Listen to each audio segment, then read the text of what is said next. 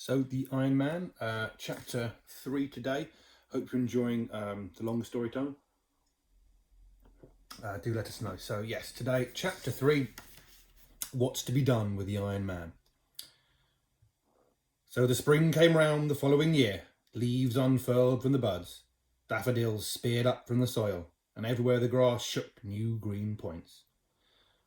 The round hill over the Iron Man was covered with new grass. Before the end of the summer, sheep were grazing on the fine grass of the lovely hillock. People who had never heard of the Iron Man saw the green hill as they drove past on their way to the sea, and they said, "What a lovely hill! What a perfect place for a picnic!" So people began to picnic on top of the hill. Soon quite a path was worn up there by people climbing to eat their sandwiches and take snaps of each other. One day, a father, a mother, a little boy, a little girl stopped their car and climbed the hill for a picnic. They had never heard of the Iron Man, and they thought the hill had been there forever. They spread a tablecloth on the grass. They set down a plate of sandwiches, a big pie, a roasted chicken, a bottle of milk, a bowl of tomatoes, a bag full of boiled eggs, a dish of butter, and a loaf of bread with cheese and salt and cups. The father got his stove going to boil some water for tea. They all lay back on rugs, munching food and waiting for the kettle to boil under the blue sky. Suddenly, the father said, "Oh, that's funny." "What is?" asked the mother. "Well, I felt the ground shake." The father said, "Here, right beneath us." "Probably an earthquake in Japan," said the mother. "An earthquake in Japan?" cried the little boy. "How could that be?" So the father began to explain how an earthquake in a far distant country that shakes down buildings and empties lakes sends jolts right around the earth. People far away in other countries feel it is nothing more than a slight trembling of the ground. An earthquake that knocks a city flat in South America might do no more than shake a picture off a wall in Poland. But as the father was talking, the mother gave a little gasp, then a yelp. "The chicken!" she cried. "The cheese! The tomatoes!" Everybody sat up. The tablecloth was sagging in the middle. As they watched, the sag got deeper, and all the food fell into it, dragging the tablecloth right down to the ground. The ground underneath was splitting, and the tablecloth, as they watched, slowly folded and disappeared into the crack, and they were left staring at a jagged black crack in the ground. The crack grew, it widened, it lengthened, it ran between them. The mother and the girl were on one side, and the father and the boy were on the other. The little stove toppled into the growing crack with a clatter, and the kettle disappeared. They could not believe their eyes. They stared at the widening crack. Then, as they watched, an enormous iron hand came up through the crack, groping around in the air, feeling all over the grass on either side of the crack. It nearly touched the little boy, and he rolled over backwards. The mother screamed, "Run! To the car!"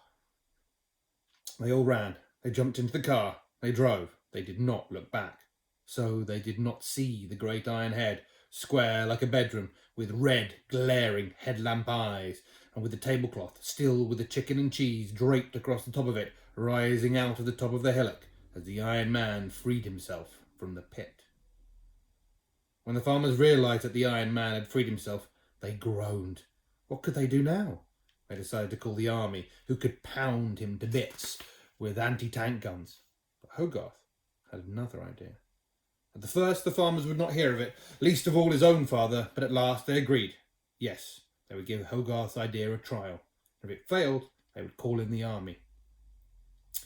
After spending a night and a day eating all the barbed wire for miles around, as well as hinges he tore off gates and the tin cans he found in ditches, and 3 new tractors and 2 cars and a lorry, the Iron Man was resting in a clump of elm trees.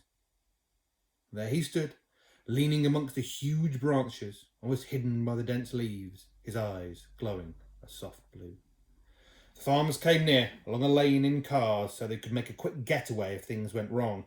They stopped 50 yards from the clump of elm trees. He really was a monster. This was the first time most of them had a good look at him. His chest was as big as a cattle truck. His arms were like cranes. He was getting rusty, probably from eating all the old barbed wire. Now Hogarth walked up towards the Iron Man. "Hello!"